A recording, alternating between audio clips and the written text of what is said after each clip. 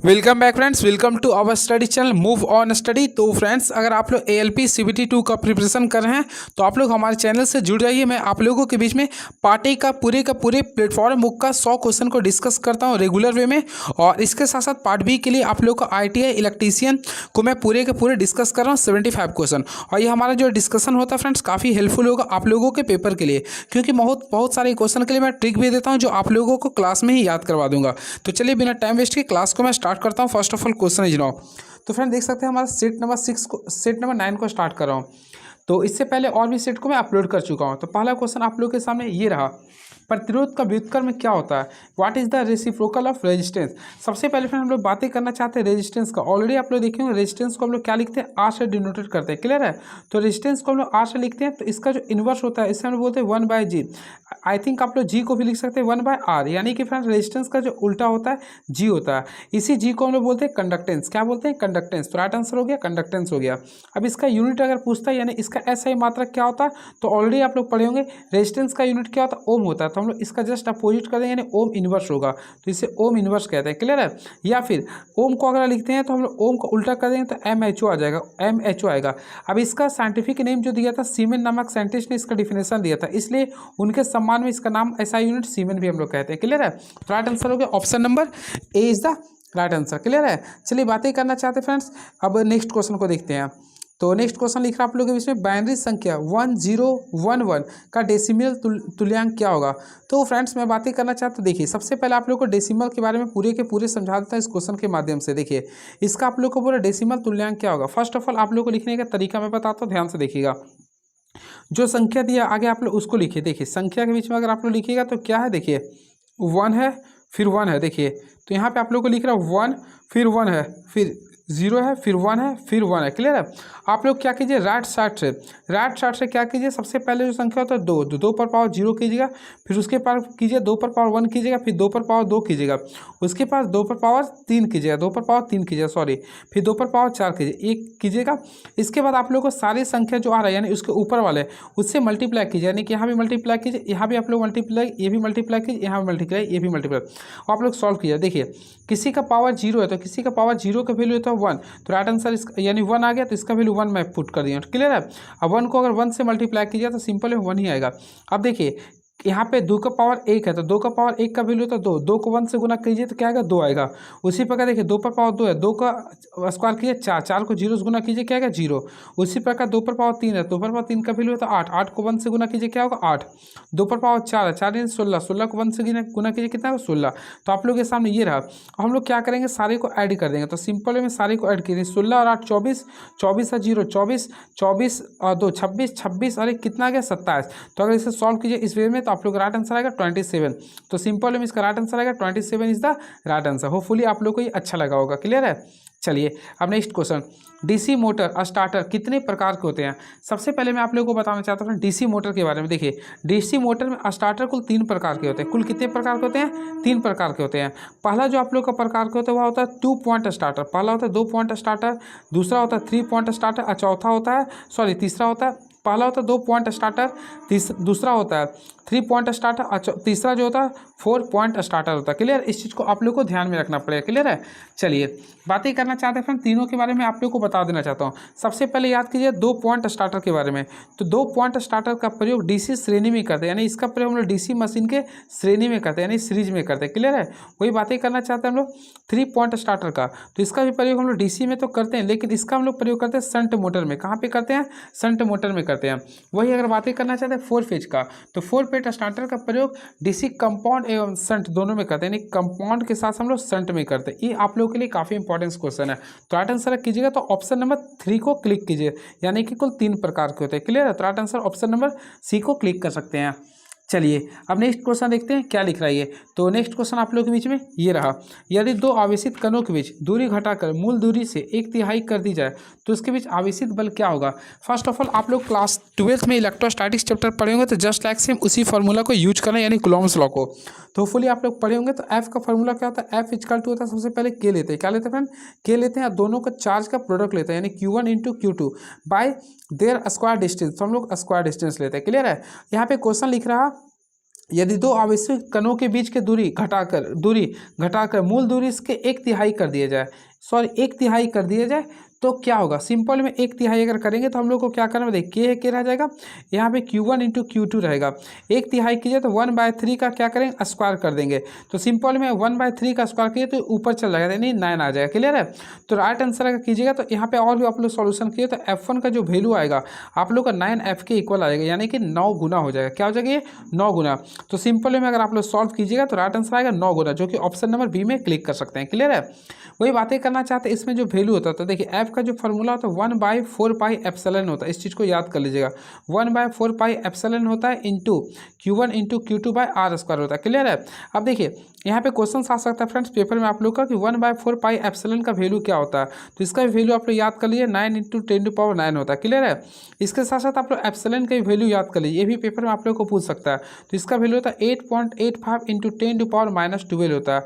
आप लोग comment box में अगर एक्टिव है तो प्लीज़ इसका यूनिट भी लिखिएगा। क्लियर है?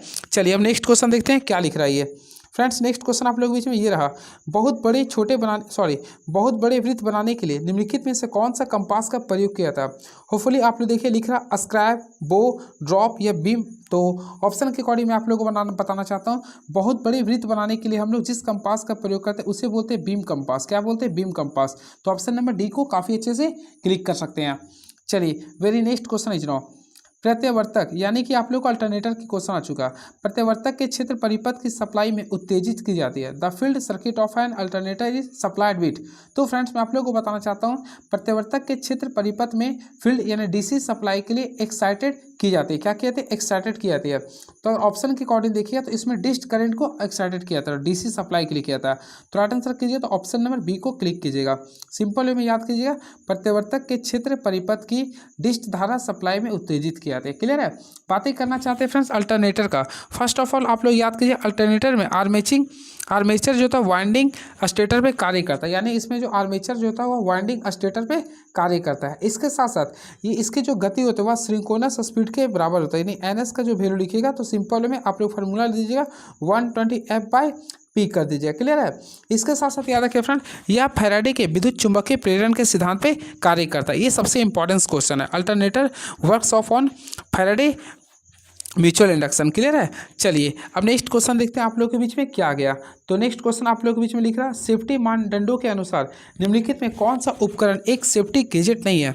ऑप्शन के अकॉर्डिंग लिख रहा welding goggles, screw driver, safety belt या सेफ्टी शूज। तो मैं आप लोग को बताना चाहता हूँ इसका राइट आंसर होगा ऑप्शन नंबर बी, यानी स्क्रू ड्राइवर इसका राइट आंसर होगा। यानी कि फिर स्क्रू ड्राइवर जो होता है आप लोग का सेफ्टी गैजेट के उपयोग में नहीं लेते। तो right answer option number B को क्लिक कीजिएगा। चलिए अब नेक्स्ट क्वेश्चन देखते हैं क्या आ रहा है। तो नेक्स्ट क्वेश्चन आप लोगों के सामने ये रहा, निम्नलिखित में से वह वाइंडिंग कौन सी है जिसमें प्रति फेज कॉइल्स की संख्या मशीनों में कॉइल्स की संख्या के बराबर होता है। तो देखिए सबसे पहले मैं आप लोग को बताना चाहता हूँ, ऑप्शन के अकॉर्डिंग आप लोग पढ़िए। पहला लिख रहा आप लोग का होल कॉइल वाइंडिंग यानी पूर्ण कॉइल वाइंडिंग, फिर लिख रहा आप लोग का कंसंट्रेटेड वाइंडिंग, थर्ड लिख रहा हाफ कॉइल वाइंडिंग, फोर्थ लिख रहा डिस्ट्रीब्यूटेड वाइंडिंग। तो इसके अकॉर्डिंग मैं आप लोग को बताना चाहता हूँ इसका जो राइट आंसर होगा होल कॉइल वाइंडिंग यानी कि पूर्ण कॉइल वाइंडिंग होगा। क्लियर है? तो राइट आंसर कीजिएगा तो ऑप्शन नंबर ए को क्लिक कर सकते हैं। चलिए इसके बारे में कुछ एक्स्ट्रा फैक्ट्स बताता हूँ जो आप लोगों के लिए काफ़ी इंपॉर्टेंस होगा। फर्स्ट ऑफ ऑल आप याद रखिएगा वह वाइंडिंग जिसमें प्रति फेज कॉइल की संख्या मशीनों में पोल्स की संख्या के बराबर होता है उसे हम लोग क्या बोलते हैं? पूर्ण कॉइल वाइंडिंग, जो कि आप लोगों को क्वेश्चन में लिख रहा था। यानी कि प्रति फेज कॉइल्स की संख्या मशीनों में पोल्स के इक्वल होगा तो इसे बोलेंगे पूर्ण कॉइल वाइंडिंग। क्लियर है? वही बातें करना चाहते हैं यहाँ पे ऑप्शन के अकॉर्डिंग अगर आप लोग देखिएगा तो यहाँ पे क्वेश्चन सारा कंस्ट्रक्टेड वाइंडिंग। तो फ्रेंड्स मैं आप लोगों को बताना चाहता हूँ कंस्ट्रक्टेड वाइंडिंग उसे कहते हैं जो जिसमें केडी का मान 1 से हमेशा कम होता है, यानी केडी का मान अगर 1 से कम है तो उसे हम लोग बोलते हैं कंस्ट्रक्टेड वाइंडिंग। क्लियर है? अगला देखिएगा तो आप लोग को लिख रहा हाफ कॉइल वाइंडिंग। तो फ्रेंड्स हाफ कॉइल वाइंडिंग की जो संख्या तो इससे भी और हाफ हो जाता है। क्लियर है? इस चीज़ को आप लोग को ध्यान में रखना पड़ेगा। चलिए अब नेक्स्ट क्वेश्चन देखते हैं आप लोगों के बीच में क्या रहा। और फ्रेंड्स याद रखिएगा संपूर्ण कुंडलन वाइंडिंग में प्रति फेज की जो संख्या तो वह 2 स्लॉट तक होती है। चलिए अब ये नेक्स्ट क्वेश्चन। तो नेक्स्ट क्वेश्चन आप लोग के बीच में यानी क्वेश्चन नंबर 9 ये रहा। तो देखिए ये क्वेश्चन में भी पॉसिबिलिटी आप लोग का पेपर में इस टाइप्स का पूछ सकता है। देखिए आइडेंटिफाई द, जैसे निम्नलिखित चित्र में दिखाई गई रेती फाइल की पहचान करें। देखिए इसकी पहचान करना आप लोग का, तो आप लोग फाइल्स के बारे में पढ़िएगा, तो इसको अगर आप लोग ध्यान से देखिएगा तो रेस्प कट फाइल होता है, रेस्प कट फाइल होता है, यानी ऑप्शन नंबर बी को अच्छे से क्लिक कर सकते हैं। क्लियर है। चलिए अब नेक्स्ट क्वेश्चन देखते हैं क्या लिख रहा है ये। अब आ चुके हम लोग पीवीसी का। देखिए इस क्वेश्चन को अगर आप लोग क्लास 12 पढ़े होंगे तो काफ़ी अच्छे से मार सकते हैं। पीवीसी का पूर्ण रूप क्या होता है। फॉर ऑल्सो फ्रेंड अगर आप लोग पॉलीमर्स चैप्टर पढ़े हैं तो काफ़ी अच्छे से क्लिक कर सकते हैं। पीवीसी का फुल फॉर्म होता है पॉलीविनाइल क्लोराइड। क्या होता है, पॉलीविनाइल क्लोराइड। तो ऑप्शन के अकॉर्डिंग जाए तो ऑप्शन नंबर सी को काफ़ी अच्छे से क्लिक कर सकते हैं। और यह एक प्रकार का पॉलीमर है। क्या ये एक प्रकार का पॉलीमर है। इसके साथ साथ याद रखिएगा यह एक प्रकार का सिंथेटिक प्लास्टिक भी होता है। यह एक प्रकार का सिंथेटिक प्लास्टिक भी होता है जिसका प्रयोग किया जाता है। क्लियर है। यह आग एवं पानी से प्रतिरोधी होता है। क्लियर है। चलिए अब नेक्स्ट क्वेश्चन। तो नेक्स्ट क्वेश्चन ये रहा, कैथोड किरण दोलनदर्शी की संवेदनशीलता क्या होती है। तो फ्रेंड्स मैं आप लोगों को बताना चाहता हूँ, देखिए ऑप्शन के अकॉर्डिंग जाइएगा तो इसका राइट आंसर होगा ऑप्शन नंबर डी, क्षैतिज एम्पलीफायर के बढ़ल के समानुपाती होती है। तो राइट आंसर जाएगा तो ऑप्शन नंबर डी को काफ़ी अच्छे से क्लिक कर सकते हैं। तो option number D is the right answer. याद रखिएगा, बातें करना चाहते हैं कैथोड का CRT को। देखिए सबसे पहले इसके बारे में इस चीज़ को कंसेप्ट को याद रखिएगा। CRT को CRO का हार्ट भी बोलते हैं, यानी CRT को CRO का हट भी कहा जाता है। क्लियर है। इसका प्रयोग कहाँ करते हैं, ऑलरेडी आप लोग देखते हैं रेडियो में करते हैं, टीवी रिसीवर में करते हैं, प्रयोगशाला में करते हैं, ये सारी चीज़ों में इसका प्रयोग करते हैं। क्लियर है। चलिए अब वेरी नेक्स्ट क्वेश्चन। तो क्वेश्चन नंबर आ गया 12। देखिए काफ़ी अच्छा क्वेश्चन है ये। प्रकाश का रंग किस पर निर्भर करता है। होपफुली फ्रेंड्स आप लोग पढ़े भी होंगे प्रकाश। तो प्रकाश का जो रंग निर्भर करता है, फर्स्ट ऑफ ऑल यह निर्भर करता है फ्रीक्वेंसी पे। किस में निर्भर करता है, फ्रीक्वेंसी पे। और सेकंड जो निर्भर करता है वो वेवलेंथ पे, यानी कि लैम्डा लिख सकते हैं और फ्रीक्वेंसी, ये दोनों आप लोग लिख सकते हैं। क्लियर है। तो ऑप्शन के अकॉर्डिंग जाइएगा तो ऑप्शन नंबर डी को क्लिक कर दीजिएगा, यानी कि प्रकाश का जो रंग निर्भर करता है तरंगदैर्ध्य और आवृत्ति पर निर्भर करता है। क्लियर है। अब सबसे पहले बातें करना चाहते हैं, देखिए प्रकाश का जो रेंज क्या होता है, तो ऑलरेडी आप लोग पढ़े होंगे। तो फ्रेंड इसका जो रेंज होता है 38,000, देखिए 3800, यहाँ में 3800 एंगस्ट्रॉम से लेके होता है 3600 एंगस्ट्रॉम के बीच में होता है। थोड़ा मैं कन्फ्यूज हूँ, आप लोग इसको देख के कंप्लीट कर दीजिएगा, थोड़ा मैं कन्फ्यूज हूँ। क्लियर है। और इसके साथ साथ मैं आप लोगों को बताना चाहता हूँ, प्रकाश किरण विद्युत चुंबकीय विकिरण के रूप में गमन करती है। क्लियर है। और प्रकाश का संचरण पारदर्शी माध्यम से होता है। इसके साथ साथ आप लोग याद रखिएगा सबसे ज़्यादा तरंगदैर्ध्य होता है। देखिए मैं आप लोगों को क्वेश्चन आ सकता है किस रंग का तरंगदैर्ध्य सबसे ज़्यादा होता है। तो फ्रेंड्स आप लोग याद रखिए सबसे ज़्यादा जो तरंगदैर्ध्य होता है वह रेड कलर का होता है। रेड कलर का तरंगदैर्ध्य सबसे अधिक होता है। क्लियर है। और इसके साथ साथ याद रखिए इसका जो फार्मूला होता है सी बराबर होता है V × भी आप लोग कर सकते हैं। इसके साथ साथ आप लोग फार्मूला को सी को हम लोग बोलते हैं स्पीड ऑफ लाइट, V को बोलते हैं फ्रीक्वेंसी और लैम्डा को बोलते हैं वेवलेंथ। क्लियर है। चलिए नेक्स्ट क्वेश्चन।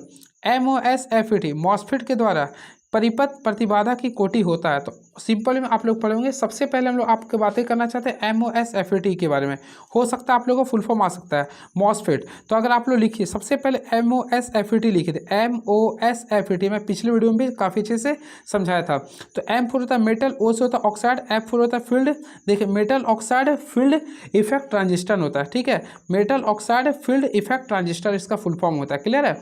अब देखिए मॉसफेट वह युक्ति होता है जो वोल्टेज के द्वारा संचालित किया जाता है। सिंपल वे में याद रखिएगा। इसके साथ साथ यह एक प्रकार यूनिपोलर युक्ति होती है। इस युक्ति को गेट टर्मिनल द्वारा कंट्रोल किया जाता है। क्वेश्चन आ सकता है मॉसफेट में कैसा पोलर होता है, तो याद रखिए एक प्रकार का यूनिपोलर युक्ति होती है। क्लियर है। चलिए इसके साथ साथ फ्रेंड इसमें याद रखिए इसमें जो परत जो लगाता है वह सिलिकॉन ऑक्साइड का लगाते हैं। क्लियर है। इसके साथ साथ इसका इम्पीडेंस का जो वैल्यू होता है 10⁸ होता है, 10⁸ ओम होता है। तो क्वेश्चन जो आप लोग का पूछ रहा क्या बोल रहा था, इसका इम्पीडेंस पावर कितना होता है, मैं भी जस्ट पता है 10⁸ ओम होता है, 10⁸ ओम होता है। क्लियर है। इसके साथ साथ याद रखिएगा FET की भांति इसमें भी सोर्स ड्रेन और गेट होता है, इसमें सोर्स ड्रेन और गेट होता है। क्लियर है। चलिए अब नेक्स्ट क्वेश्चन आप लोग के सामने ये रहा, एक बिना फिल्टर के रेक्टिफायर सर्किट का आउटपुट क्या होता है। तो देखिए ऑप्शन लिख रहा शुद्ध AC, स्थिर DC, कंपनयान AC या कंपनमैन DC। तो मैं आप लोगों को बताना चाहता हूँ एक बिना फिल्टर के रेक्टिफायर सर्किट का जो आउटपुट होता है वह कंपन यानी पल्सेटिंग DC होता है। तो right answer option number D को क्लिक कर सकते हैं। क्लियर है। इसके साथ साथ याद रखें एक बिना फिल्टर के रेक्टिफायर का आउटपुट हमेशा क्या होता है, कंपायमान DC होता है। और फिल्टर अशुद्ध DC संकेतों को शुद्ध करने का कार्य करता है। क्लियर है। चलिए अब नेक्स्ट क्वेश्चन देखते हैं। उसके साथ साथ फ्रेंड आप लोग बताइए रेक्टिफायर कैसा डिवाइस होता है। तो रेक्टिफायर एक ऐसा डिवाइस होता है जो अल्टरनेटिंग करंट को किस में बदलता है, डीसी करंट में बदल देता है, डाइवर्ट कर देता है। ये सबसे इंपॉर्टेंट क्वेश्चन था, इसलिए मैं डिस्कस कर दिया हूँ। चलिए अब नेक्स्ट क्वेश्चन आप लोग के बीच ये रहा। तो क्वेश्चन नंबर 15, किसका उपयोग केबल छोरों को एक उपकरण से जोड़ने के लिए किया जाता है, यह केबल की रक्षा भी करता है और तनाव मुक्त करता है। तो ऑप्शन लिख रहा है आप लोग के बीच में, लक्स, केबल ग्लैंड, ट्यूबलिंग या केबल क्लिप्स। तो ऑप्शन के अकॉर्डिंग मैं आप लोग को बताना चाहता हूँ फ्रेंड। देखिए केबल ग्लैंड्स का उपयोग हम लोग केबल छोरों का एक उपकरण से जोड़ने के लिए करते हैं। क्लियर है। इसके साथ साथ यह केबल की रक्षा भी करता है और तनाव मुक्त रखता है। तो राइट आंसर कीजिए, तो ऑप्शन नंबर बी को क्लिक कर सकते हैं, केबल ग्लैंड्स। क्लियर है। तो right answer option number B is the right answer. वही बातें करना चाहते हैं लक्स का। तो देखिए पावर लाइन केबल के संयोजन में यदि नट बोल्ट का प्रयोग किया जाए तो केबल के प्रत्येक कोर लग शोल्डर कर देता है। चलिए अब next question, which type of capacitor is an input capacitor is in an amplifier. एक प्रवर्धक में किस प्रकार का संधारित्र एक इनपुट संधारित्र होता है। यानी कि फ्रेंड्स बोल रहा कौन सा कैपेसिटर एक प्रकार का इनपुट कैपेसिटर के रूप में एम्पलीफायर का वर्क करेगा। तो सिंपल वे में आप लोग याद रखिएगा, ऑप्शन के अकॉर्डिंग भी आप लोग को लिख रहा कपलिंग होता है। क्या होता है ये, राइट आंसर कपलिंग के अकॉर्डिंग कीजिएगा। तो ऑप्शन नंबर सी को काफ़ी अच्छे से क्लिक कर सकते हैं। क्लियर है। Right answer option number C is the right answer. चलिए बातें करना चाहते हैं एम्पलीफायर का। तो फ्रेंड्स सबसे पहले याद रखिए एम्पलीफायर क्या होता है। तो याद रखिए एम्पलीफायर एक प्रकार का इलेक्ट्रॉनिक डिवाइसेस होता है जो किसी विद्युत संकेत की शक्ति को बढ़ाने का कार्य करता है। क्लियर है। यानी विद्युत संकेत की शक्ति को ये बढ़ाने का कार्य करता है। चलिए उसके साथ साथ आप लोग संधारित्र के बारे में आप लोग को मैं बताया था, यानी कैपेसिटर बोलता हूँ। कैपेसिटर का सिंबल आप लोग बना सकते हैं, इस टाइप से इसका सिंबल होता है। चलिए अब next question, in which part of the DC machine do the alternating current losses occur. भंवर धारा हानि डीसी मशीन के किस भाग में होती है। सबसे इंपॉर्टेंट क्वेश्चन आप लोग का पेपर में ये बन जाएगा। तो ऑलरेडी फ्रेंड्स आप लोग पढ़ेंगे डीसी मशीन के आर्मेचर में एसी सप्लाई होती है, अर्थात भंवर धारा हानि डीसी मशीन के आर्मेचर में होगी। तो सिंपल में राइट आंसर कीजिएगा तो ऑप्शन नंबर सी को कर सकते हैं। सिंपल में याद रखिएगा डीसी मशीन में जो एडी लॉस होती है वह आर्मेचर में होती है। किस में होती है, आर्मेचर में होती है। क्लियर है। इसके साथ साथ भंवर धारा तथा हिस्टैरिसीस हानि होने के लिए कोर तथा एसी सप्लाई होना जरूरी होता है। इसके लिए मेन क्या जरूरी होता है, कोर, यानी कि कोर के साथ साथ आप लोग का एसी सप्लाई होना काफ़ी इंपॉर्टेंस होता है। क्लियर है। चलिए डीसी मशीन के आर्मेचर में एसी ईएमएफ को कम्यूटेटर डीसी में परिवर्तित करता है। बातें करना चाहते हैं फिर कम्यूटेटर। देखिए कम्यूटेटर क्या होता है, तो सिंपल में याद रखिए कम्यूटेटर का वर्क होता है, देखिए कम्यूटेटर का वर्क होता है डीसी वोल्टेज को एसी में बदलने का कार्य करता है, या फिर एसी वोल्टेज को भी क्या करता है, डीसी में बदलने का कार्य करता है। ये सारे कम्यूटेटर का कार्य होता है। क्लियर है। और आर्मेचर की वाइंडिंग जो होता है वह कम्यूटेटर से ही जुड़ी होती है। क्वेश्चन अगर पूछता है आर्मेचर की वाइंडिंग किससे जुड़ी होती है, तो कम्यूटेटर से जुड़ी होती है। क्लियर है। चलिए आप लोग कमेंट बॉक्स में फ्रेंड्स एडी करंट जो लॉस होता है उसका फॉर्मूला लिख के दिखाइएगा। नेक्स्ट क्वेश्चन, दी गई मशीन में प्रदर्शित प्रतीक दर्शाता है। देखिए इसको मैं काफ़ी अच्छे से बता देता हूं जो आप लोग के लिए काफ़ी इंपॉर्टेंस होगा। सबसे पहले देखिए ये आप लोग का M4 होता है मोटर। M4 क्या होता है, मोटर होता है। अब देखिए कौन सा मोटर, देखिए अगर आप लोग देखिए सीधा जा रहा है तो सिंपल में अल्टरनेट नहीं होता, अल्टरनेट इस टाइप से होता है। तो इस टाइप से होता है तो हम लोग अल्टरनेट बोलते हैं। अगर कर्व टाइप का होता है, ये देखिए स्ट्रेट जा रहा है और ऊपर M लिख रहा है, तो ये सिंपल में याद रखिएगा। आप देखिए इस टाइप से ना है तो इसको बोलते हैं डीसी मोटर। क्या बोलते हैं, ये डीसी मोटर। तो ये जो चिन्ह था ये क्वेश्चन आ सकता है। तो ये आप लोग का जो सिंबल हुआ डीसी मोटर का, किसका है ये, डीसी मोटर का। तो राइट आंसर कर सकते हैं ऑप्शन नंबर डी को क्लिक कर सकते हैं। तो right answer option number D is the right answer. Clear है। इसके साथ साथ फ्रेंड्स याद रखिएगा यह मोटर एक प्रकार की ऐसी युक्ति है जो विद्युत ऊर्जा को यांत्रिक ऊर्जा में बदल देता है। क्लियर है। इसके साथ साथ यह जो होता है फ्लेमिंग के बाएं हाथ के नियम पे कार्य करता है। चलिए नेक्स्ट क्वेश्चन, वोल्टेज रेगुलेटर सीधे ही नियंत्रित करती है। तो किसको नियंत्रित करता है उस चीज़ के बारे में बताना चाहता हूँ। तो वोल्टेज रेगुलेटर सीधे विद्युत क्षेत्र धारा को नियंत्रित करती है। यानी राइट आंसर कीजिए तो ऑप्शन नंबर ए को काफ़ी अच्छे से क्लिक कर सकते हैं। वोल्टेज रेगुलेटर के लिए जीना डायोड का प्रयोग करते हैं। क्वेश्चन आएगा वोल्टेज रेगुलेटर के लिए किसका प्रयोग करते हैं, जीना डायोड का। अब देखिए जीना डायोड का सिंबल बनाए तो इस टाइप से करते हैं, यानी जेड के रूप में लिखा जाता है। क्लियर है। चलिए इसके साथ साथ यह रिवर्स वॉइस में भी प्रचलित किया जाता है। आजकल देखते होंगे इलेक्ट्रॉनिक फैन भी जो होता है रेगुलेटर, इलेक्ट्रॉनिक फैन में रेगुलेटर का ही उपयोग करते हैं। क्लियर है। चलिए अब नेक्स्ट क्वेश्चन, तो नेक्स्ट क्वेश्चन आप लोगों के बीच ये रहा, सिग्नल की परिमाप बढ़ाने के लिए किस उपकरण का उपयोग किया था? Which device is use to increase amplitude of signal? तो फ्रेंड्स यहाँ पे देखिए काफ़ी अच्छा क्वेश्चन है ये, which device is use to increase the amplitude of signal? तो किस सिग्नल का यूज करते हैं? तो ऑलरेडी आप लोग पढ़े में अभी जस्ट मैं बताया था, इसके लिए हम लोग किसका यूज करते हैं? एम्पलीफायर का। तो सिंपल में राइट आंसर कीजिए तो amplifier is the right answer. तो ऑप्शन नंबर डी को क्लिक कर सकते हैं। होपफुली फ्रेंड्स आप लोग ऑप्शन से भी छाट सकते थे। देखिए बातें करना चाहते हैं रेक्टिफायर का, तो रेक्टिफायर क्या होता है? एक ऐसा डिवाइस होता है जो एसी को किस में बदलता है या डीसी में। तो ऑप्शन 1 को कैंसिल कर सकते थे। इन्वर्टर क्या करता है? डीसी वोल्टेज को किस में बदलता है? एसी में। तो ये भी आप लोगों का कैंसिल हो गया। अब अल्टरनेटर, ऑलरेडी आप लोगों को पता है अल्टरनेटर जो होता है वो एसी करंट के अनुसार ही चलता है, तो ये भी कैंसिल कर सकते हैं। अब देखिए बच क्या गया था? एम्पलीफायर। तो सिंपल में एम्पलीफायर को क्लिक कर सकते थे। क्लियर है? चलिए अब नेक्स्ट क्वेश्चन देखते हैं क्या लिख रहा। इसके साथ साथ याद रखिए एम्पलीफायर का अगर सर्किट बनाने के लिए हम लोग कैपेसिटर, इंडक्टेंस और वायरिंग का भी प्रयोग करते हैं। इस चीज़ को भी क्वेश्चन में याद रखिएगा फ्रेंड्स। एम्पलीफायर का परिपथ बनाने के लिए हमेशा कैपेसिटर के साथ साथ रेजिस्टेंस और वायरिंग की बैटरी की आवश्यकता होती है। चलिए अब नेक्स्ट क्वेश्चन, एल्युमिनियम पर टकाई के लिए किस सोल्डरिंग ग्लास का प्रयोग किया था? तो ऑलरेडी फ्रेंड्स आप लोग पढ़े भी होंगे। तो एल्युमिनियम पर टकाई के लिए EYRA यानी कि बैरोजा नामक फ्लक्स का प्रयोग करते हैं। तो ऑप्शन नंबर डी को क्लिक करना पड़ेगा आप लोग को। चलिए अब क्वेश्चन नंबर 22 देखते हैं। आप लोग बीच में 22 नंबर क्वेश्चन क्या लिख रहा?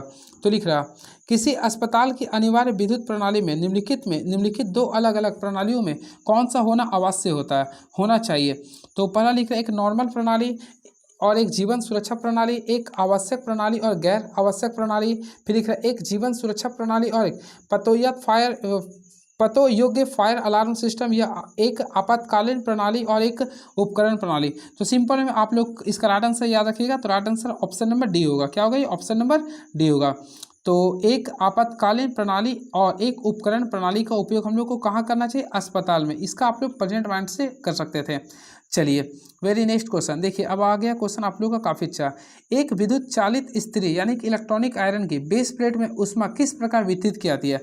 सिंपल में आप लोग देखे भी होंगे, तो आयरन आप लोग यूज किए होंगे इलेक्ट्रिक आयरन, तो उसमें जो ऊष्मा जो ट्रांसफर किया था वो सिंपल में आप लोग का चालन के माध्यम से करते। तो राइट आंसर कीजिए तो ऑप्शन नंबर बी को काफ़ी अच्छे से क्लिक कर सकते हैं। क्लियर है?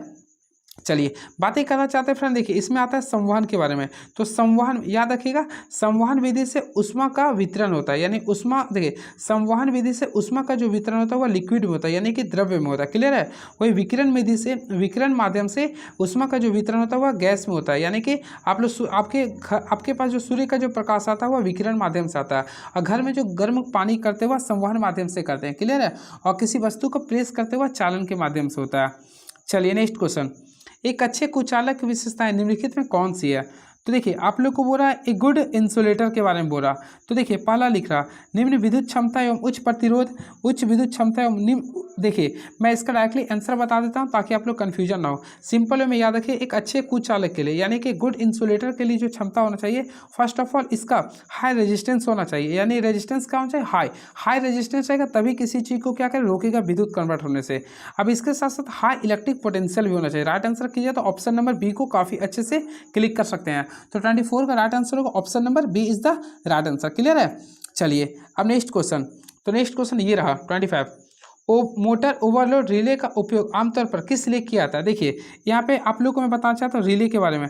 फ्रेंड्स मैं एक दिन एक काम करूँगा, आप लोग शायद पढ़ रहे होंगे अभी बहुत सारे आप लोग प्लेटफॉर्म चैनल से पढ़ रहे होंगे, तो मेरे पास एक नोट्स आप लोग पढ़ रहे भी होंगे शायद कौटिल्य का, तो उनका नोट्स काफ़ी तगड़ा है।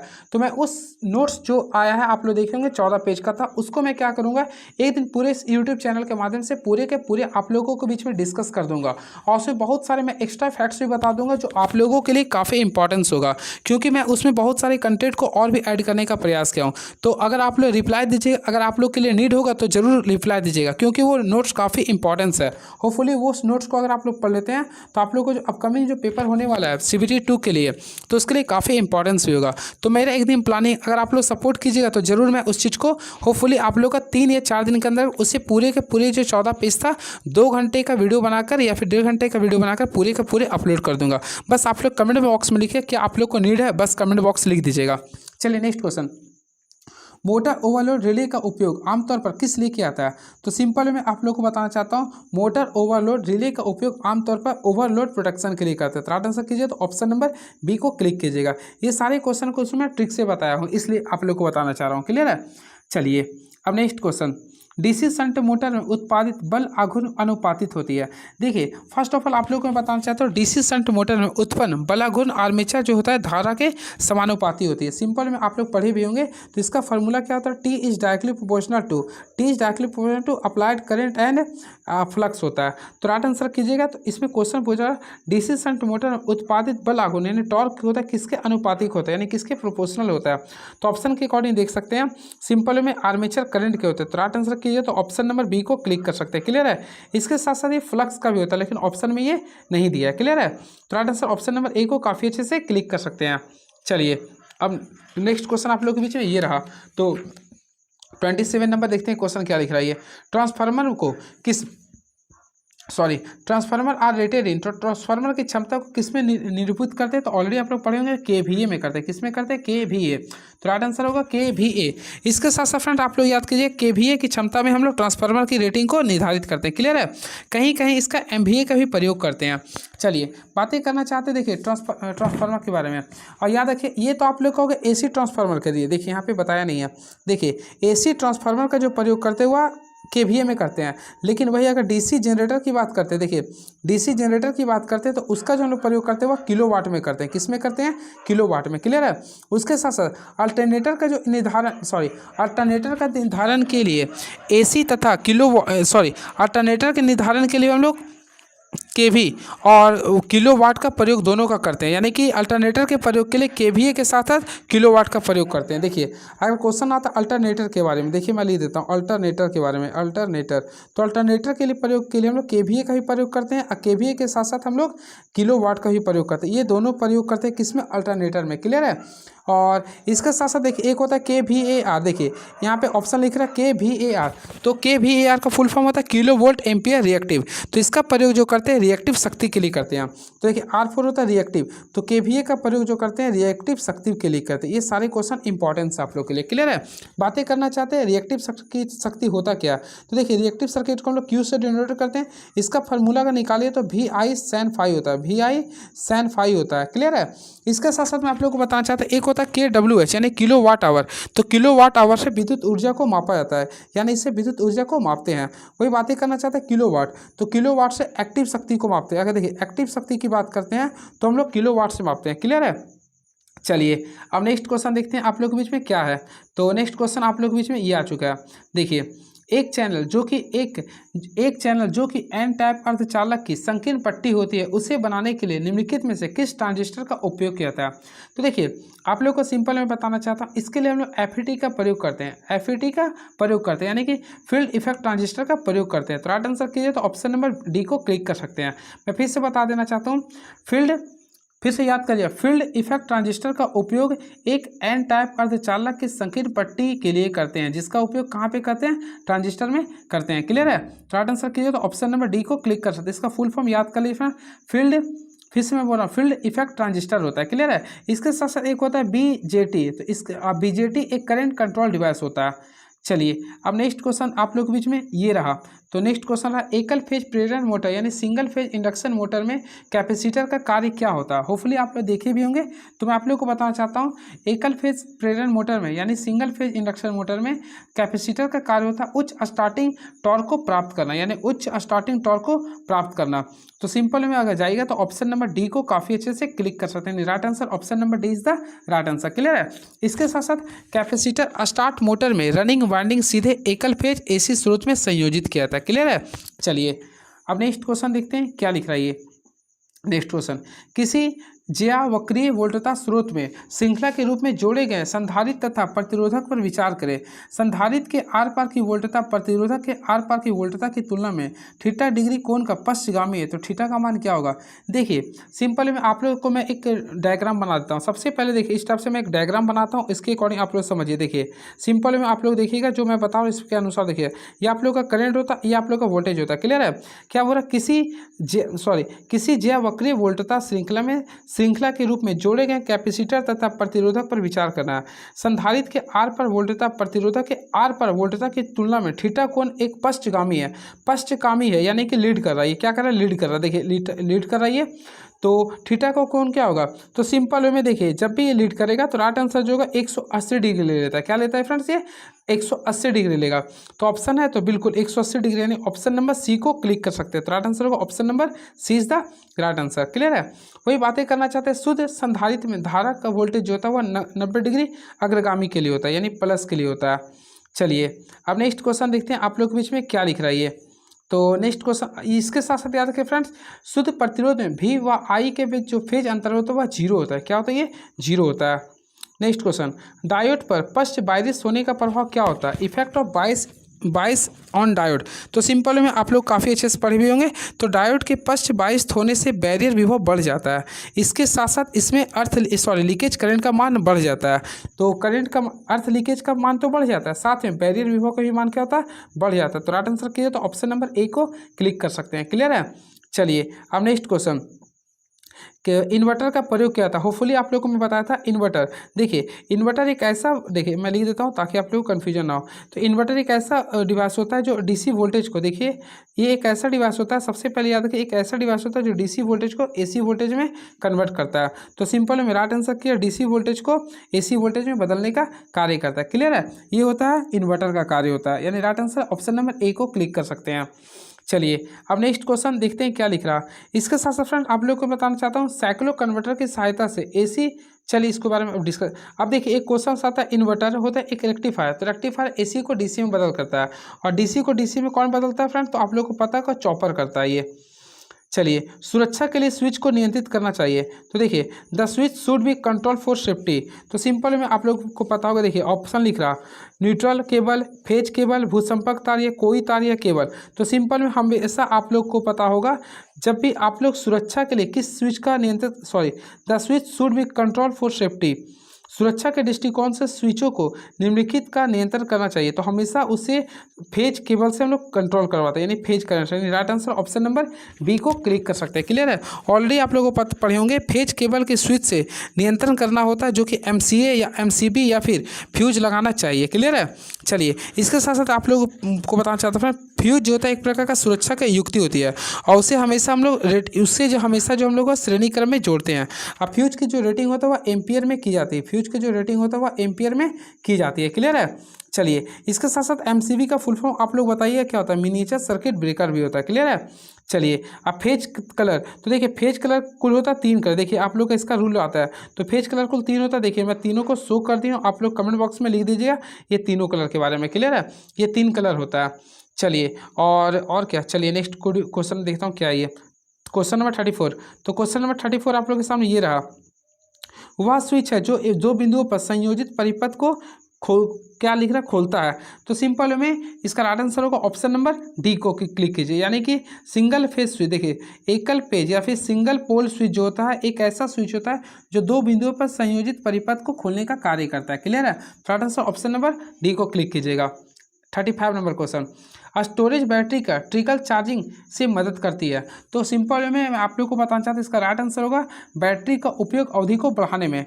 ट्रिकल स्टोरेज बैटरी का जो प्रयोग करते हैं चार्जिंग का, बैटरी का उपयोग अवधि को बढ़ाने में। फ्रेंड्स आप लोग कमेंट बॉक्स में लिखिए, अगर आप लोग बैटरी पढ़े हैं तो आप लोग कमेंट बॉक्स में लिखिएगा सबसे पहले बैटरी किसे कहते हैं? The group of cell is known as battery. ये ऑलरेडी आप लोग पढ़े होंगे, लेकिन आप लोग बताइएगा बैटरी की क्षमता को बढ़ाने के लिए, बैटरी की क्षमता को बढ़ाने के लिए इसकी धारा को किस क्रम में जोड़ते हैं? तो याद रखिए बैटरी की क्षमता को बढ़ाने के लिए धारा की बात करते हैं तो इससे हमेशा समांतर क्रम में जोड़ते हैं। इस चीज़ को आप लोग याद रखिएगा। क्लियर है? वही अगर वोल्ट यानी विभवांतर की बात करते हैं या फिर विभव की बात करते हैं तो उसे हमें हमेशा श्रेणी क्रम में जोड़ते हैं। किस क्रम में? श्रेणी क्रम में जोड़ते हैं। कब? अगर क्षमता को बढ़ाना है तो। क्लियर है? चलिए अब नेक्स्ट क्वेश्चन, रीवायरेबल फ्यूज आवर के रूप में किस सामग्री का प्रयोग करते हैं? देखिए यहाँ पे क्वेश्चन में नाम स्पष्ट है, रीवायरेबल फ्यूज तार का प्रयोग किस सामग्री के लिए करते हैं? होपफुली ऑप्शन के अकॉर्डिंग लगा सकते हैं। क्या लगे? लीड लगाए, यानी ऑप्शन नंबर बी, यानी कि शीशा को क्लिक कर सकते हैं। चलिए अब नेक्स्ट क्वेश्चन देखते हैं क्या लिख रहा। ऑलरेडी फ्रेंड्स मैं आप लोगों को बताना चाहता हूँ रीवाल्वेबल फ्यूज को किट कैट फ्यूज भी कहते हैं, यानी क्वेश्चन आता है रीवाल्वेबल फ्यूज को क्या बोलते हैं, तो इसे हम लोग किट कैट फ्यूज बोलते हैं। क्या बोलते हैं? Kit Kat. होपफुली आप लोग को पढ़े भी होंगे, तो इसे हम लोग बोलते हैं किट कैट। देखिए मैं लिख देता हूँ, किट कैट फ्यूज बोलते हैं। किसको बोलते हैं? रीवाल्वेबल को बोलते हैं। क्लियर है? इसके साथ साथ मैं आप लोग को एक्स्ट्रा फैक्ट्स बताना चाहता हूँ। घरेलू एवं पावर वायरिंग में मेन स्विच के साथ इसे जोड़ा जाता है। क्लियर है?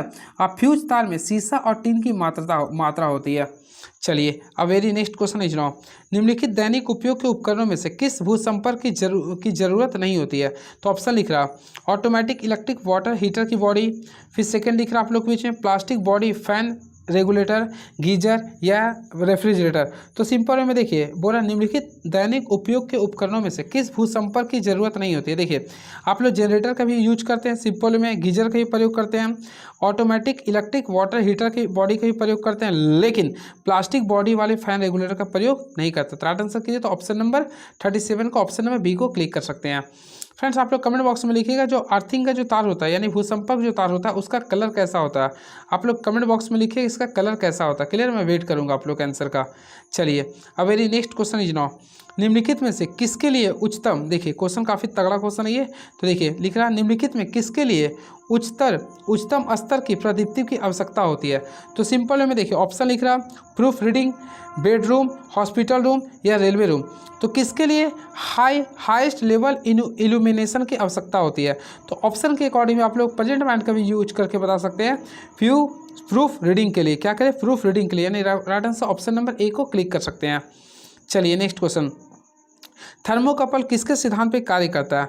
तो फ्रेंड्स मैं आप लोगों को बताना चाहता हूँ थर्मोकपल जो होता है वह सीबेक प्रभाव के सिद्धांत पे कार्य करता है। नहीं, राइट आंसर कीजिए तो ऑप्शन नंबर बी को काफ़ी अच्छे से क्लिक कर सकते हैं। क्लियर है? तो राइट आंसर होगा option number B is the right answer. Very next question you know, एक शुद्ध प्रतिरोध में तत्क्षणिक वोल्टता धारा के साथ क्या होती है? तो देखिए हमेशा याद रखिएगा एक शुद्ध प्रतिरोध में तत्क्षणिक बोले तो इंस्टेंटेनियस वोल्टेज जो होता है हमेशा वोल्ट धारा के कला में होती है। क्या होती है? कला में होता है, यानी कि इन फेज होती है। तो राइट आंसर कीजिएगा तो ये हमेशा एक फेज में होती है यानी कला में होती है। क्लियर है? साथ साथ याद रखिएगा शुद्ध प्रेरक में, यानी शुद्ध प्रेरक में वोल्टता धारा जो होता है 90 डिग्री के अग्रगामी होते हैं, यानी कि आप लोग का लीडिंग करता है। क्लियर है? इसके साथ साथ शुद्ध प्रतिरोध में V व I के बीच जो फेज अंतर होता है वह शून्य होता है। क्या होता है? ये शून्य होता है।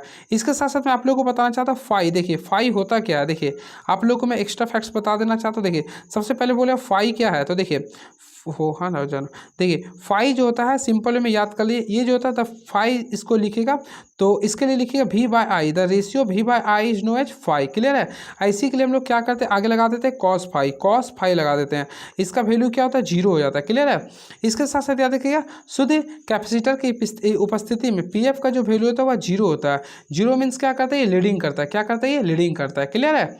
चलिए अब क्वेश्चन नंबर 41 को क्लिक करते हैं, देखते हैं क्वेश्चन क्या लिख रहा है। ये 600 वोल्ट के अधिकतम वोल्टेज पर संचालित किए जा सकने वाले उपकरण के लिए आवश्यक विद्युत प्रतिरोधन परीक्षण वोल्टेज कितना होता है? देखिए आप लोग को बोला 600 वोल्ट के लिए आप लोग निकालना, कितना निकालना? 600 के लिए। तो सिंपल में 600 है तो 600 ये अधिक होगा। क्या होगा? ये अधिक होगा। तो ऑप्शन में निकालिए। देखिए 300 कभी नहीं होगा, 500 भी नहीं होगा, 100 भी नहीं होगा, तो ऑप्शन के अकॉर्डिंग जाएगा। तो सिंपल में आप लोग 1000 वोल्ट को क्लिक कर सकते हैं, ये ऑप्शन बेटर है। क्लियर है? चलिए अब मैं आप लोगों को कुछ एक्स्ट्रा फैक्ट्स बताता हूँ। सबसे पहले देखिए केबल के बारे में आप लोगों को कुछ फैक्ट्स बता देता हूं ताकि आप लोग को एक ही जगह पे एक ही प्लेटफॉर्म पे सारी चीज़ को क्लियर करवा दूं। देखिए एक होता है LT केबल, सबसे पहले याद करिए LT केबल। तो LT केबल का जो वैल्यू होता है वह 1 किलो वोल्ट तक होता है। क्या होता है? 1 किलो वोल्ट तक होता है। वही बात करना चाहते हैं HT केबल का, तो HT केबल का जो वैल्यू होता है 1 किलो वोल्ट से लेकर 11 किलो वोल्ट तक होता है। इस चीज़ को भी याद कर लीजिएगा। उसके बाद होता है ST केबल, तो ST केबल का जो वैल्यू होता है वह 11 किलो वोल्ट से लेकर आप लोग का 33 किलो वोल्ट तक होता है। इसके बाद आप लोग का होता है EHT। देखिए EHT केबल, इसका जो वैल्यू होता है 33 किलो वोल्ट से लेके आप लोग का 66 केवी तक होता है। और सबसे बड़ा जो होता है वह EST होता है। क्या होता है? EST। अब इस केबल का जो वैल्यू होता है 132 केवी से भी अधिक होता है। ये सब सारी चीज पॉइंट्स को आप लोग नोट डाउन कर लीजिएगा। चलिए नेक्स्ट क्वेश्चन, स्विच और एक्सेसरीज बॉक्सों को भूसंपित करने के लिए ज़रूरत नहीं है यदि किससे बना हो? तो देखिए इसके लिए मैं आप लोग को जो बता रहा हूँ ध्यान से देखिएगा। स्विच और एक्सेसरीज बॉक्स को भूसंपित करने की ज़रूरत नहीं होती अगर वह PVC बॉक्स से बना हो। किससे बना हो? PVC। तो राइट आंसर कीजिए तो ऑप्शन नंबर ए को क्लिक कर सकते हैं। क्लियर है? तो option number A is the right answer. अब PVC का फुल फॉर्म फ्रेंड आप लोग कमेंट बॉक्स में लिखिए क्योंकि शुरू टाइम ही मैं बता दिया था, पॉलीविनाइल क्लोराइड होता है। And very next question is now, Wheatstone bridge में ग्लैनोमीटर से कितना करंट पास होता है। काफ़ी अच्छा क्वेश्चन है ये। फर्स्ट ऑफ ऑल फ्रेंड्स आप लोगों को पढ़े होंगे व्हीटस्टोन ब्रिज। तो व्हीटस्टोन ब्रिज का हम लोग कहाँ प्रयोग करते हैं, आप लोग कमेंट बॉक्स में लिखिएगा। क्लियर है। अब देखिए क्वेश्चन के अकॉर्डिंग व्हीटस्टोन ब्रिज में ग्लैनोमीटर में कितना करंट पास करता है। देखिए हमेशा याद रखिएगा, व्हीटस्टोन ब्रिज में ग्लैनोमीटर के रेजिस्टेंस से विभाजित ग्लैनोमीटर के अक्रॉस वोल्टेज से प्राप्त करंट ही पास होता है। तो राइट आंसर कहिए तो ऑप्शन नंबर बी को क्लिक कर दिए, यानी right answer option number B is the right answer. Clear है। याद रखिएगा बैलेंस अवस्था में गैल्वेनोमीटर से शून्य करंट पास होता है। अगर ये बैलेंस अवस्था रहता है, अगर बैलेंस अवस्था में, याद रखिए क्वेश्चन पूछता है बैलेंस अवस्था में ग्लैनोमीटर से हमेशा शून्य करंट को पास होता है। क्लियर है। इसके साथ साथ संतुलित अवस्था में ग्लैनोमीटर पर कोई भी डिफ्लेक्शन नहीं होता है, इसलिए इसे नल डिफ्लेक्टिंग उपकरण भी कहते हैं। अब देखिए बातें करना चाहते हैं व्हीटस्टोन ब्रिज का, तो सिंपल में आप लोग ये याद रखना पड़ेगा, व्हीटस्टोन ब्रिज से हम लोग 1 ओम से, देखिए 1 ओम से लेके 0.1 मेगा ओम तक की करंट को हम लोग मापते हैं। क्लियर है। ये भी आप लोग को ध्यान में रखना पड़ेगा। चलिए अब मेरी नेक्स्ट क्वेश्चन इज नाउ, देखिए आवृत्ति जितनी होगी विद्युत का झटका उतना ही खतरनाक होगा। तो देखिए आप लोग क्वेश्चन के सबसे पहले आवृत्ति आप लोग को पता होगा। देखिए आवृत्ति के बारे में पढ़े होंगे। देखिए यानी ये जो आप लोग का चल रहा है इसे बोलते हैं आवृत्ति।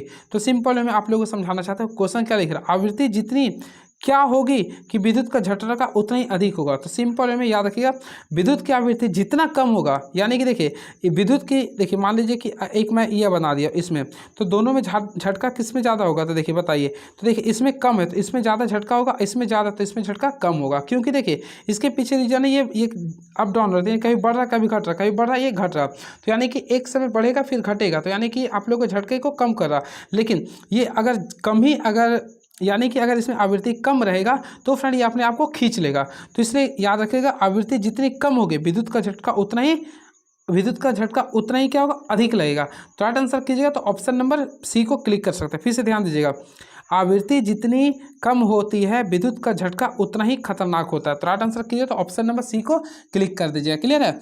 इसलिए फ्रेंड्स हमेशा याद कीजिए एसी की अपेक्षा, एसी की अपेक्षा डीसी ज़्यादा खतरनाक होता है। क्वेश्चन अगर बाई चांस आप लोग से कोई पूछता है विच करेंट इज मोर डेंजरस, तो फ्रेंड्स क्लास 12th में आप लोग पढ़े होंगे। तो देखिए डीसी और एसी में ज़्यादा खतरनाक कौन होता है, तो आप लोग कमेंट बॉक्स में भी लिख सकते हैं।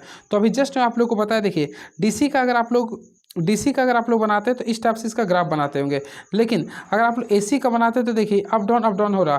तो सिंपल में याद रखिए डीसी करंट का जो होगा झटका ज़्यादा लगेगा। क्लियर है। चलिए इसके साथ साथ याद रखिएगा 50 हर्ट्ज पर धारा अधिक खतरनाक होगी, जबकि 1 किलो हर्ट्ज से ज़्यादा आवृत्ति जोखिम कम हो जाता है। क्लियर है।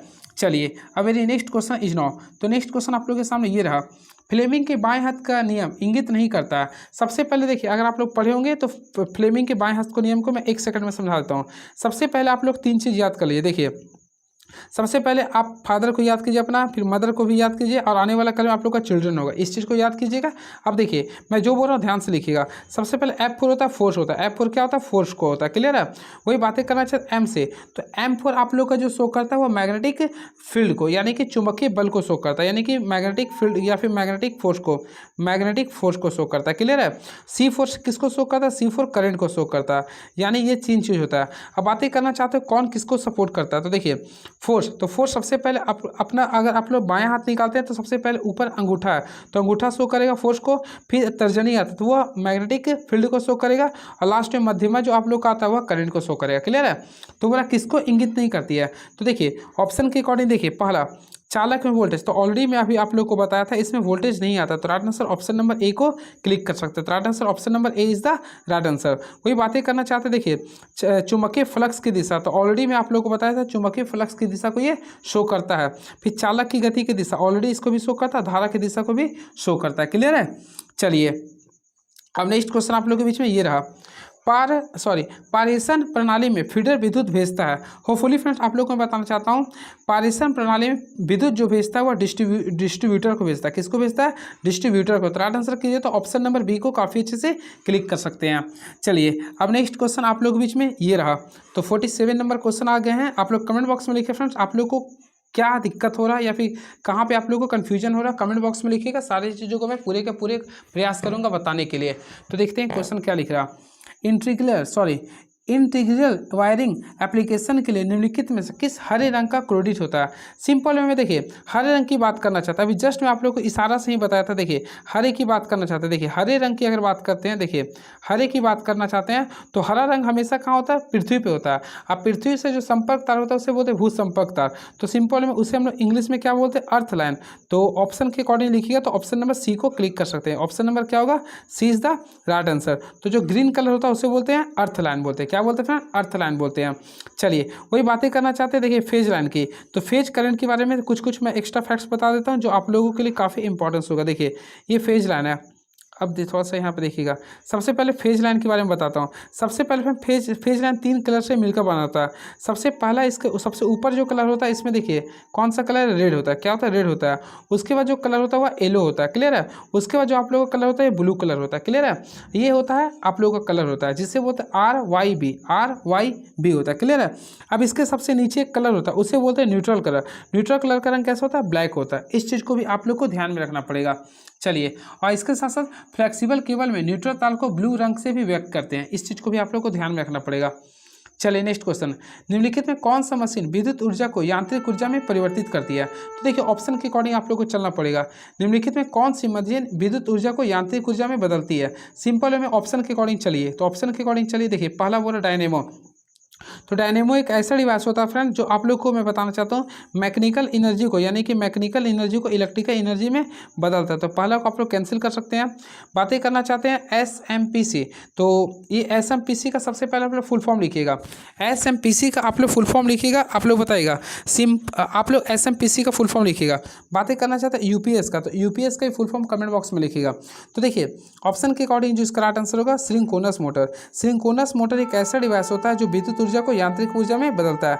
इसके इलेक्ट्रिक में बताना चाहते हो, देखिए इसमें आ रहा था आप लोग का मोटर। मोटर हमेशा क्या करता है, इलेक्ट्रिकल एनर्जी को हमेशा किसमें बदलता है, मैकेनिकल एनर्जी में। तो इस प्रकार आप लोग कर सकते हैं, कर सकते हैं, क्लियर है। बातें करना चाहते हैं SMPC। देखिए आप लोग कमेंट बॉक्स में लिख दीजिए। वैसे इसका होता है switch mode power supply, full form होता है। क्या होता है, स्विच मोड पावर सप्लाई होता है, क्लियर है। वही बातें करना चाहते हैं UPS का, तो अनक्रिप्टेड पावर सप्लाई होता है, क्लियर है। चलिए अब नेक्स्ट क्वेश्चन, बातें करना चाहते हैं फ्रेंड्स सिंक्रोनस मोटर का। तो सिंक्रोनस मोटर उसे कहते हैं जो सिंक्रोनस स्पीड के फॉलो करता है। अब सिंक्रोनस स्पीड का फॉर्मूला भी आप लोग कमेंट बॉक्स में लिख सकते हैं। वैसे NS का जो वैल्यू होता है 120 F/P होता है, क्लियर है। चलिए अब ये next question is now 50 hertz की आवृत्ति पर 750 RPM कोई गति से चल रही 3 फेज मोटर में ध्रुवों की संख्या क्या होगी। देखिए इसके लिए आप लोगों को क्या करना पड़ेगा फ्रेंड, फार्मूला को याद करना पड़ेगा। जस्ट मैं आप लोगों को बताया था सिंक्रोनस स्पीड का फार्मूला लिखिए 120 कीजिएगा इंटू फ्रीक्वेंसी बाय P कीजिएगा। अब आप लोग देखिएगा रोटेशन पर मिनट आप लोग को दिया हुआ ऑलरेडी देख सकते हैं। रोटेशन पर मिनट आप लोग को दिया 750, तो मैं 750 कर दिया बराबर 120 कर दूँगा F यानी फ्रीक्वेंसी 50 हर्ट्ज लिख रहा। अब P आप लोग निकालिए। इस फार्मूला के अकॉर्डिंग आप लोग बैठा 12 का पहाड़ा, सॉरी 0 मैं काट दिया हूँ। 50 का पहाड़ा में अगर, सॉरी कैसे काट रहे हैं देखिए, थोड़ा सा मिस्टेक हो गया हमसे गणित, देखिएगा। तो आप लोग कैंसिल करना पड़ेगा। देखिए 0 कैंसिल हो गया। 5 का पहाड़ा में 75 कितना बार में आएगा, 15 बार में। अब 15 का पहाड़े में अगर 180 120 निकालेगा तो ऑलरेडी 8 बार में आता है। तो सिंपल में इसका P का वैल्यू निकालेगा तो 8 आएगा। क्या आएगा, ये 8 आएगा। सिंपल क्वेश्चन था ये। अगर फ्रेंड्स आप लोगों को क्वेश्चन में आता है कि 750 जो है, देखिए ये क्वेश्चन आप लोग लिख 750 RPM है, क्लियर है। होपफुली आप लोग पढ़े भी होंगे। आप लोग कमेंट बॉक्स में लिखिएगा RPM का फुल फॉर्म क्या होता है। तो रोटेशन पर मिनट होता है। तो अगर इसे बोलता है कि इसे RPS में बदले, क्या बोलेगा, RPS यानी कि रोटेशन पर सेकंड में बदले। तो हम लोग क्या करते हैं, 750 था, इसे हम लोग 60 से डिवाइड कर देते हैं। जो आता वही आप लोग का RPS में होता है, क्लियर। ये भी क्वेश्चन को ध्यान में रखिएगा। चलिए नेक्स्ट क्वेश्चन, बैटरी आवेशित यानी चार्ज करते समय विद्युत अपघटन तापमान से अधिक नहीं होनी चाहिए। तो सिंपल वे में याद रखिएगा, बैटरी को चार्ज करते समय विद्युत अपघटन का तापमान 40 डिग्री सेल्सियस से कभी भी अधिक नहीं होना चाहिए। 40 डिग्री सेल्सियस से कभी भी अधिक नहीं होना चाहिए। तो right answer option number B को क्लिक कर सकते हैं, क्लियर है। चलिए इसके साथ साथ फ्रेंड्स आप लोग को मैं इसका फॉर्मूला बताना चाहता हूँ। देखिए RT का वैल्यू निकालेगा तो आप लोग को सबसे पहले R0 लिखना पड़ेगा 1 प्लस, आप लोग यहाँ पे लिखिए अल्फा इंटू T लिख दीजिए, क्लियर है। चलिए अब बैटरी के बारे में कुछ बहुत सारा क्वेश्चन डिस्कस कर दिया था, याद रखिएगा। और साथ में याद रखिएगा बैटरी के लिए कंसेप्ट ये भी होता है, बैटरी जो होता है वह इलेक्ट्रोलाइट्स में धारा प्रवाह के आयन के कारण होता है इसमें, क्लियर है। चलिए अब नेक्स्ट क्वेश्चन, एसी सर्किट में अगर वोल्टेज और करंट के बीच फेज का अंतर 90 डिग्री है तो विद्युत शक्ति क्या होगी। सबसे अच्छा क्वेश्चन है ये। सबसे पहले ऑलरेडी मैं आप लोगों को बताया था फेज शक्ति का विद्युत शक्ति यानी पी का फॉर्मूला क्या होता है, ऑलरेडी मैं आप लोगों को बताया था वी आई कॉस फाई होता है। क्लियर है। आप लोग देखिए फेज का अंतर कितना लिखा है 90 डिग्री। होपफुली आप लोग पढ़ेंगे कॉस 90 का वैल्यू क्या होता है, तो ऑलरेडी आप लोग पढ़ेंगे कॉस 90 का वैल्यू होता है 0। क्या होता है ये 0। तो इसका विद्युत शक्ति क्या होगा 0। काफ़ी अच्छा से कलेक्ट कर सकते हैं। तो राइट आंसर होगा option number D is the right answer. तो ऑप्शन के अकॉर्डिंग जाएगा तो ऑप्शन नंबर डी को काफ़ी अच्छे से क्लिक कर सकते हैं। यानी कि फ्रेंड्स का जो राइट आंसर होगा ऑप्शन नंबर डी। क्यों आया मैं आप लोग को बता दिया हूँ। क्लियर है। चलिए ट्रांसफार्मर की वाइंडिंग के लिए कौन सा वायर प्रयुक्त किया था। सबसे पहले याद रखिएगा इसके लिए ट्रांसफार्मर की वाइंडिंग के लिए हमेशा सुपर इनमेल्ड कॉपर वायर का प्रयोग करते हैं। तो सुपर इनमेल्ड कॉपर वायर का प्रयोग करते हैं। तो राइट आंसर कीजिए तो ऑप्शन नंबर डी को क्लिक कर दीजिए। क्लियर है। चलिए सुपर इनामेल कॉपर वायर सामान्य कॉपर वायर की तुलना में अधिक शुद्ध होता है, जिसके कारण इसकी धारा क्षमता अधिक व प्रतिरोध निम्न होती है। यानी कि फ्रेंड इसमें याद रखिएगा सुपर इनामेल थोड़ा सा हाँ देखिए सुपर इनामेल कॉपर वायर जो होता है सुपर इनामेल कॉपर वायर जो होता है इसकी जो धारा क्षमता होता है, इसकी धारा जो क्षमता होती है वह कॉपर वायर की तुलना में अधिक होती है, जिसके कारण इसकी धारा क्षमता क्या होता है अधिक होती है, यानी करंट की क्षमता जो होता है वह अधिक होती है। क्लियर है। अब इसका रेजिस्टेंस क्या होता है लो होती है, इस वजह से इसका प्रयोग करते हैं। क्लियर है। इसलिए सुपर इनामेल कॉपर वायर का प्रयोग बड़ी विद्युत मशीनों व ट्रांसफार्मर की वाइंडिंग में किया जाता है। क्लियर है। चलिए very next question is now. तो निम्नतर शक्ति गुणक का कारण सामान्यता नहीं है। तो फ्रेंड्स मैं आप लोगों को बताना चाहता हूँ, लिख रहा lower power factor usually not due to.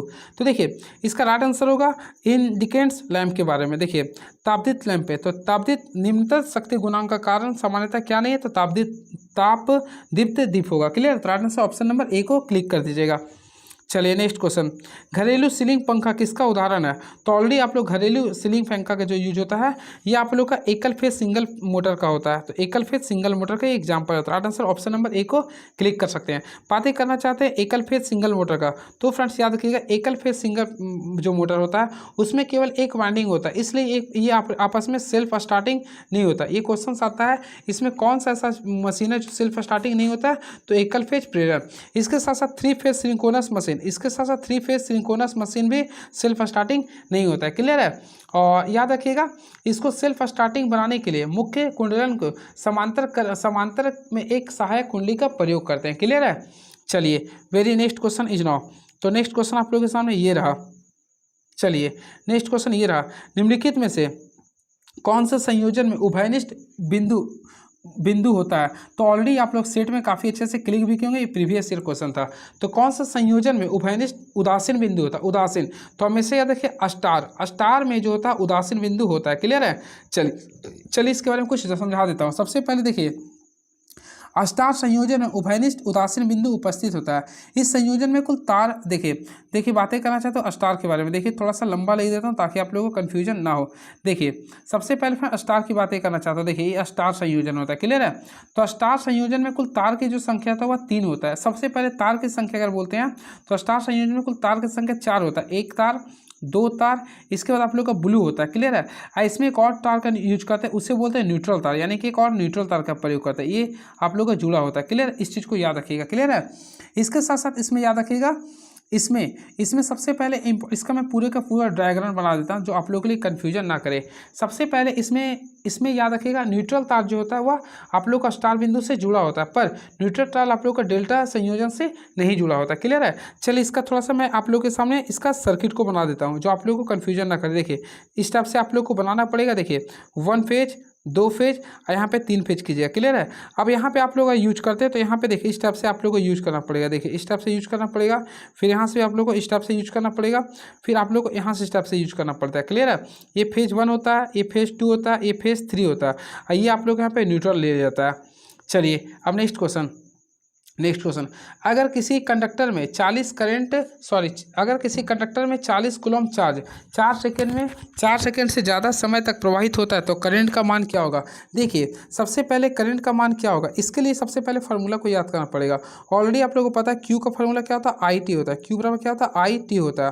तो हम लोग को ऑलरेडी फ्रेंड्स आप लोग को यहाँ पे आई का वैल्यू निकालना है, तो आई का वैल्यू निकालिए तो क्या होगा, क्यू बाई टी होगा। अब क्यू का वैल्यू देखिएगा तो 40 है, टी का वैल्यू देखिए तो 4 है, तो 40 को 4 से डिवाइड करें क्या आएगा, 10 10 एम्पियर। तो राइट आंसर जो आएगा 10 ampere is the right answer. तो ऑप्शन नंबर बी को काफ़ी अच्छे से क्लिक कर सकते हैं। तो option number B is the right answer.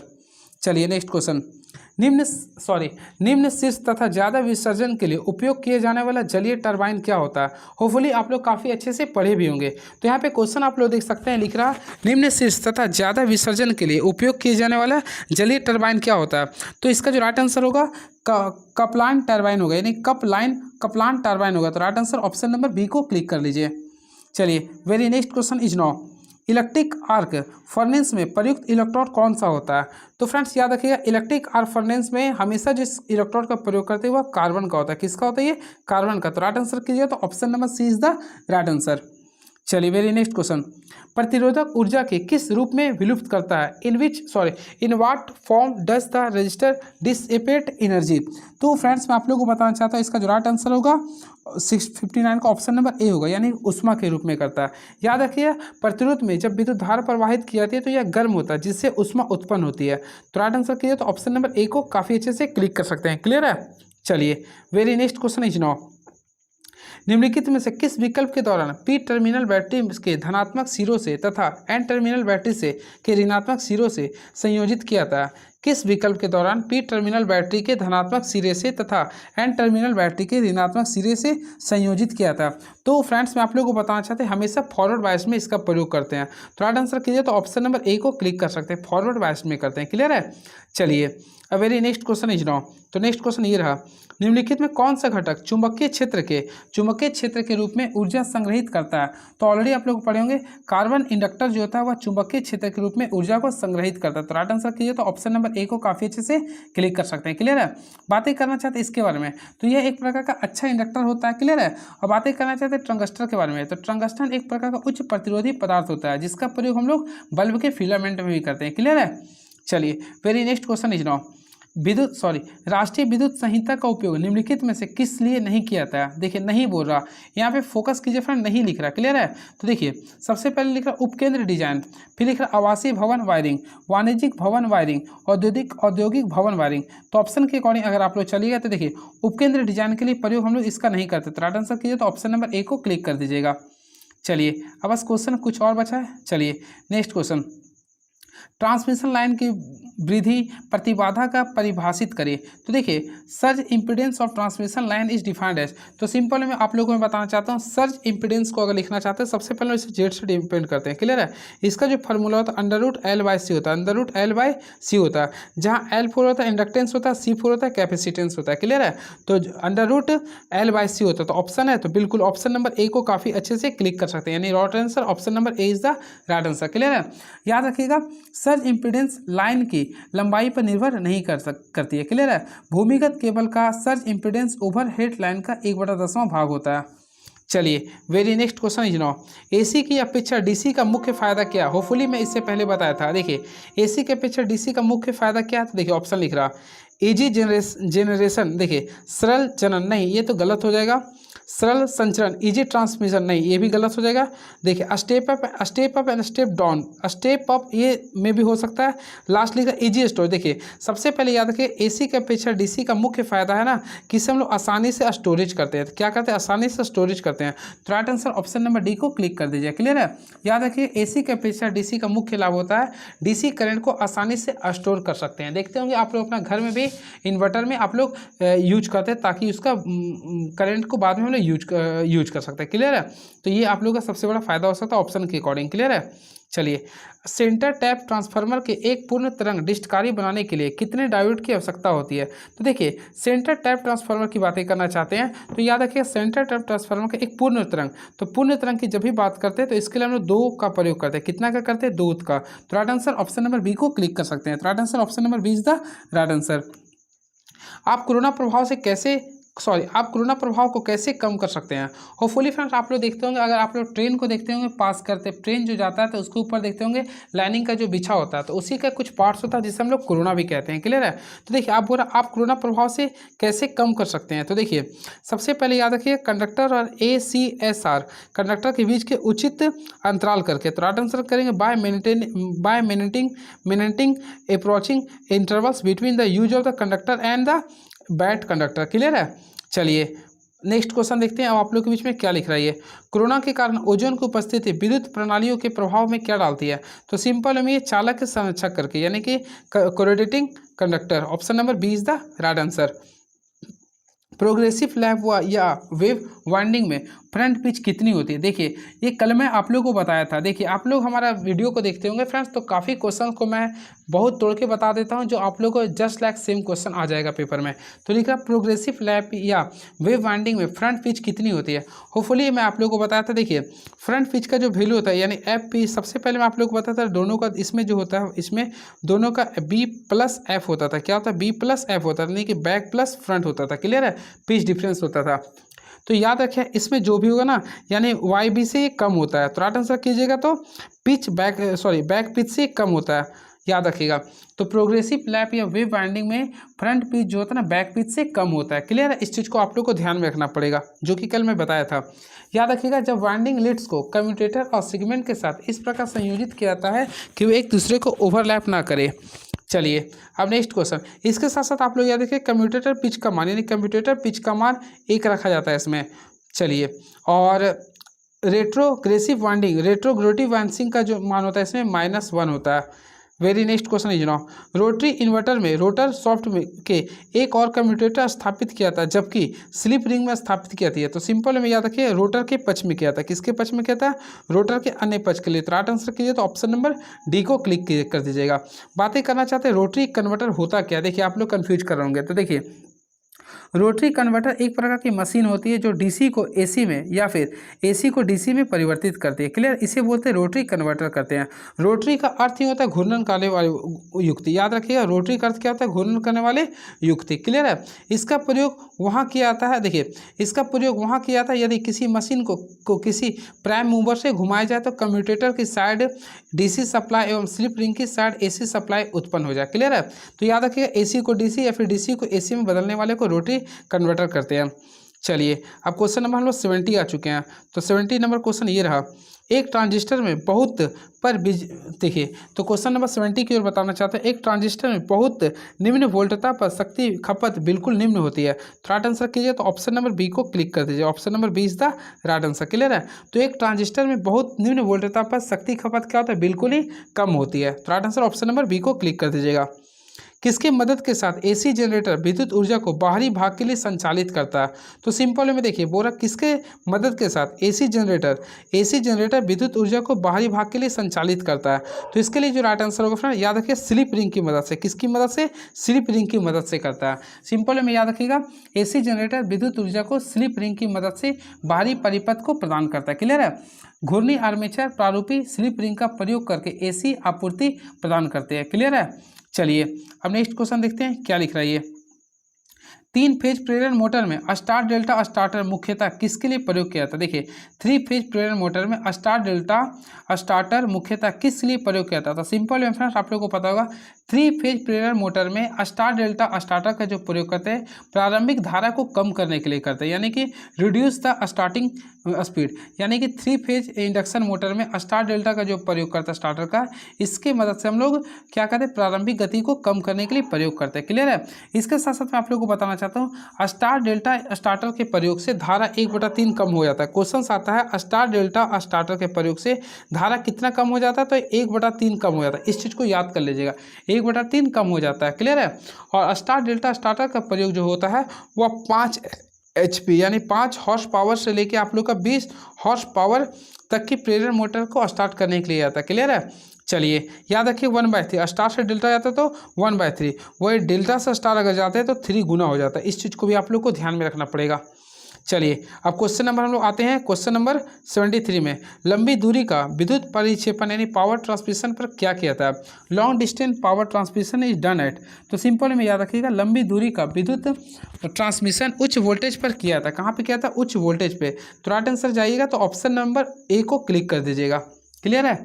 चलिए एक डीसी जनित्र में आर्मेचर प्रतिक्रिया उत्पन्न करती है। तो सिंपल में याद रखिए, एक डीसी जनित्र में आर्मेचर प्रतिक्रिया जो उत्पन्न करती है वह क्षेत्र तथा धारा यानी कि both field and armature current. तो राइट आंसर कीजिए, तो ऑप्शन नंबर सी को काफ़ी अच्छे से क्लिक कर सकते हैं। क्लियर है।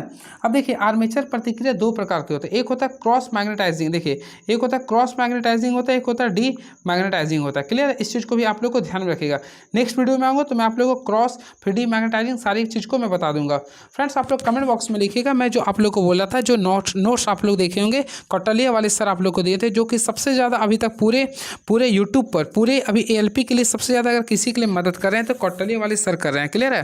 तो आप लोग देखे होंगे उनका नोट्स भी काफ़ी फ्रूटफुल है और वो काफ़ी एक ना पेपर लायक है, एग्जाम ओरिएंटेड है। तो मैं सोच रहा कि एक वीडियो में क्या करूँगा, उनका जो नोट्स है उसको पूरे का पूरे एक बार डिस्कस कर दूंगा, ताकि आप लोग को एक बार पढ़ लीजिएगा तो आप लोग के लिए काफ़ी हेल्प हो जाएगा।